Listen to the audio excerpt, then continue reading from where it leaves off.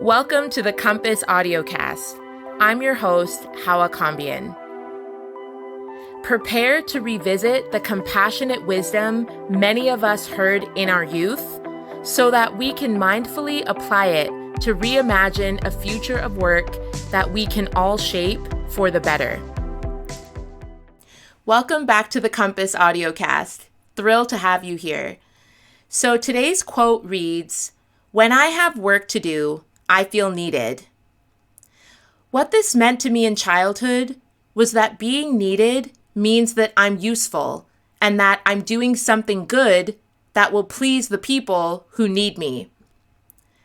When I started working, though, this quote started to morph into questions about what else I wanted to feel from my work, beyond needed, for myself and in connection to others. So, my experience with this quote in work life is that there was a point in my career where I started questioning what my allegiance was to the work I was doing and whether this was helping me grow. I felt stuck, limited, and I wanted to change careers to move from an internal-facing role where I felt very needed to a more external-facing role where I perceived that I could have new experiences, learn what was a fit for me, and grow. So what was the problem here? Well, there is stability and certainty in being the person who is needed for their excellence and whom everyone else can depend on and set certain healthy expectations around. However, there is definitely a tipping point as to when needful becomes needy, and that's on both sides. It's important to recognize when I'm remaining in a situation because I crave that sense of being needed in a way that is limiting my growth, and to be aware of spaces where people benefit from keeping me small and in a narrow definition of who I am and who I could be. One day, I woke up and realized that the status I worked so hard for and wore like a badge of honor might also be the wall that's blocking my growth into new areas and new dynamics in my career. And why was this a problem? Well, because I want to be able to explore and trust my instincts about what is of interest to me, with the goal of being more motivated and engaged in my work.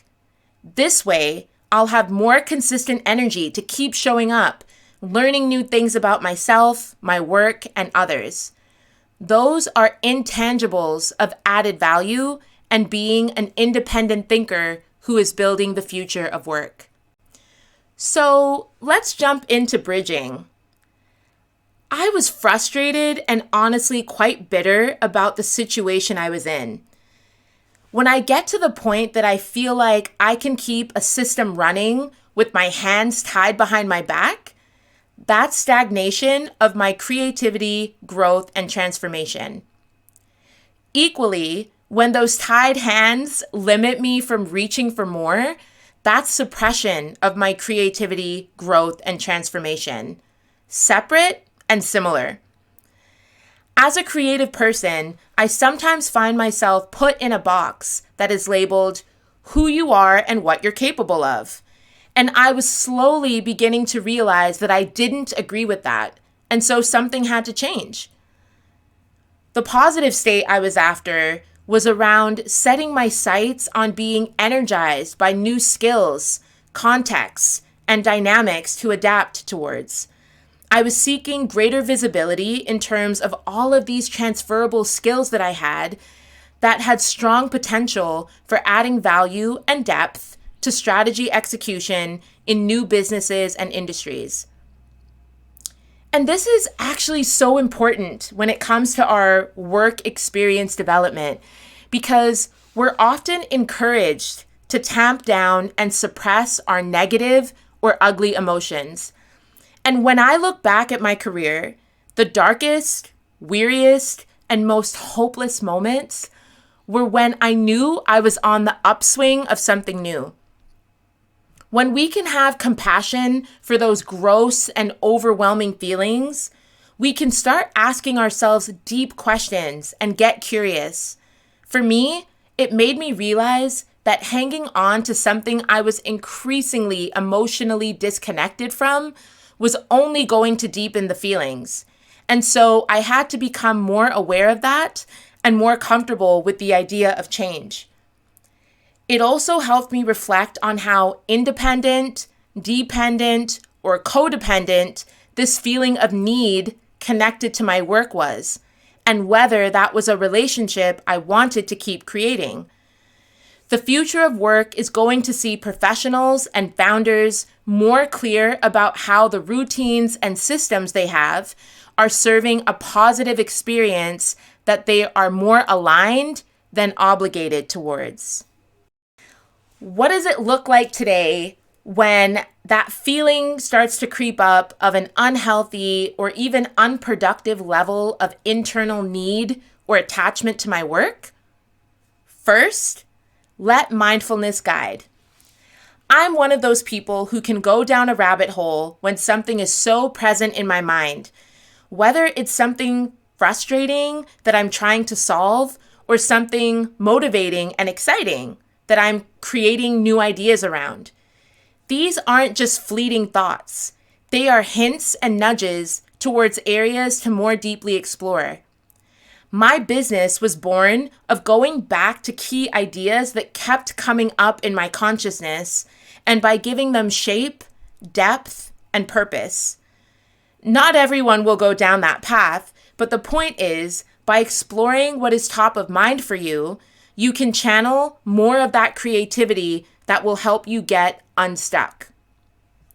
Second, put yourself out there. Whether it's deciding to level up your skills, share your experiences, or connect with like-minded people, put yourself on the path of what you enjoy and what you want to experience. This is a really practical way of gaining more comfort with the unfamiliar. I started my brand by blogging, then vlogging, then co-podcasting, and it's taken off ever since then. By remaining connected to my core focus, I learned new ways to share and connect with people in a way that highlights my expertise and identity. Third, chop wood, carry water. Discipline is the name of the game. Once you find and experiment with some areas that feel like a fit for you, dedicate the time towards engaging in them. Show up for your course regularly. Share what you know regularly. Connect with new people regularly. Whatever your approach is. I was able to leverage my branding into a job offer based off of something I started doing on my own that was in alignment. And it was a skill set that the employer at the time wanted to see in a way that displayed my personality. So, what's the life change from taking on and embodying some of these behaviors? Well, now I get to define the expansion of my skills and expertise. A job can feel very limiting when there isn't the space or the energy to enable people to become more multidimensional. Your role, your job description, and your deliverables are not who you are. One more time for the people in the back who are multitasking while listening to this. Your role, your job description, and your deliverables are not who you are. You have to believe that first before anyone else will.